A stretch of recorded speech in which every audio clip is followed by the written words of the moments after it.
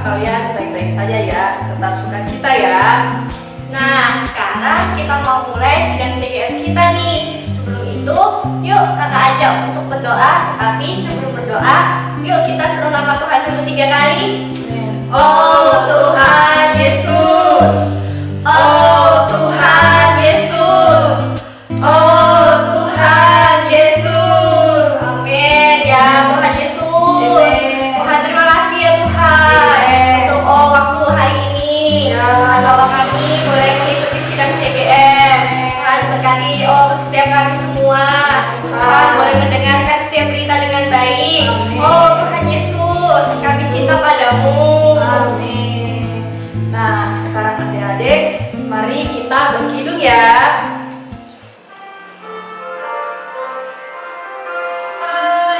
Kami pun diberi satu kata yang cukup dikucapkan tumpah ruah dicurah keribaanmu. Adik-adik, sebelum kita mendengarkan cerita, kita ajak kita sama-sama berdoa terlebih dahulu ya.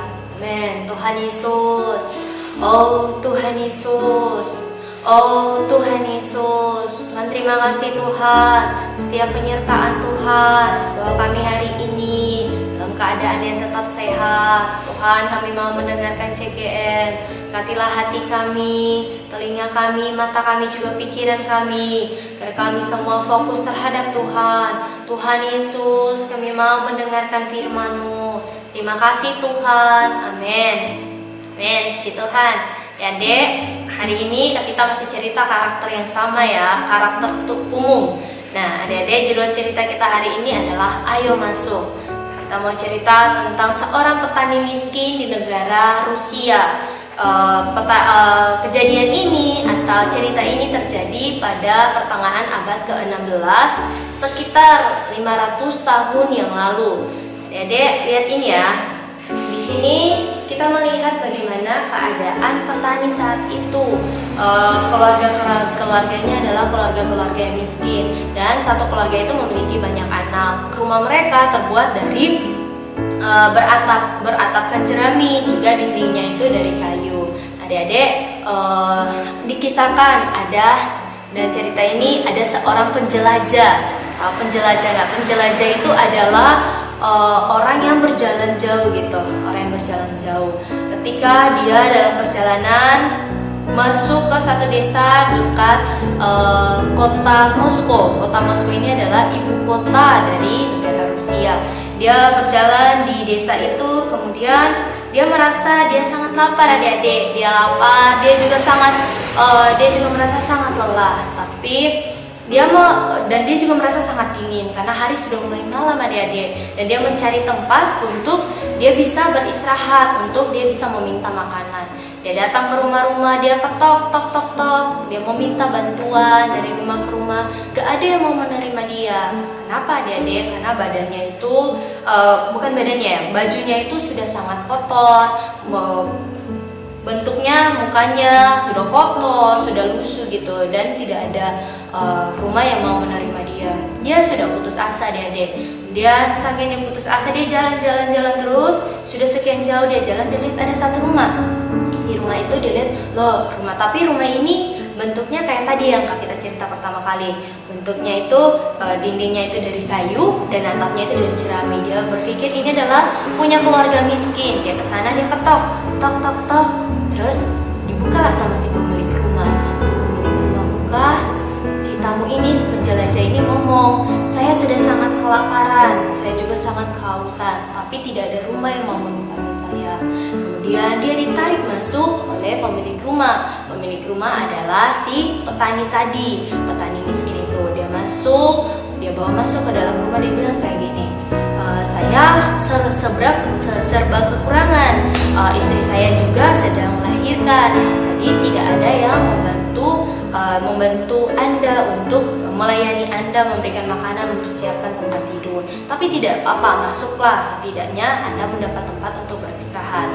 Saat mereka masuk, dibawa masuk ke kamar untuk beristirahat.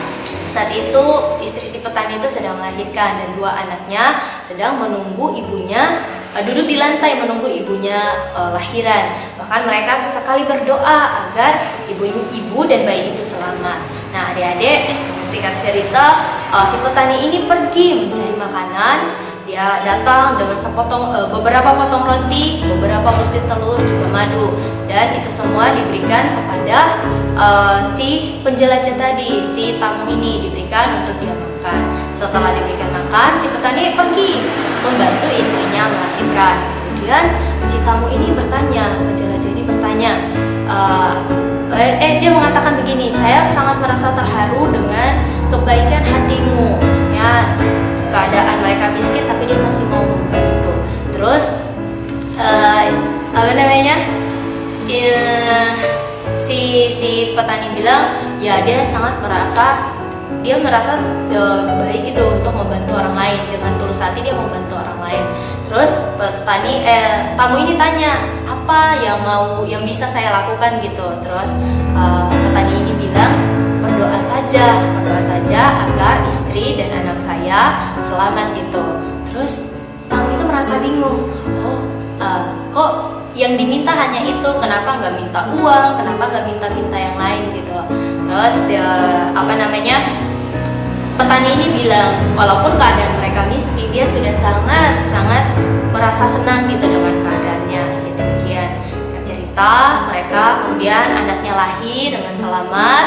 Setelah lahir, ketika tamu itu melihat, ya sudah, dia juga sangat melihat anak itu dalam keadaan sehat, dan mereka mengucap syukur. Singkat cerita adik-adik, mereka pun beristirahat malam itu. Terus pada pagi hari mereka bangun, si tamu ini meminta izin untuk pergi untuk kembali ke kota asalnya. Ternyata kota asalnya itu adalah kota Moskow. Kemudian ketika dia mau pergi, dia berjanji bahwa dia ingin menjadi ayah angkat dari anak yang baru lahir tadi malam itu. Nah, karena kebaikan hati petani, walaupun petani melihat penampilan tamu ini lusuh, penampilannya jelek, tapi petani ini tetap mengabulkan permintaan dari si tamu ini. Tamu ini kembali ke kota Moskow. Satu ketika adik-adik, pada pagi hari itu digemparkan atau sangat ramai. Kenapa ramainya? Karena ada banyak kereta kuda yang datang. Kereta kuda datang, ternyata itu adalah pasukan prajurit dari istana raja. Mereka datang, terus orang-orang di desa itu keluar semuanya, liatin, siapa ya. Terus pada saat itu petani juga ajak anak-anaknya untuk melihat, siapa tahu mereka bisa melihat kaisar. Ternyata adik-adik tahu nggak?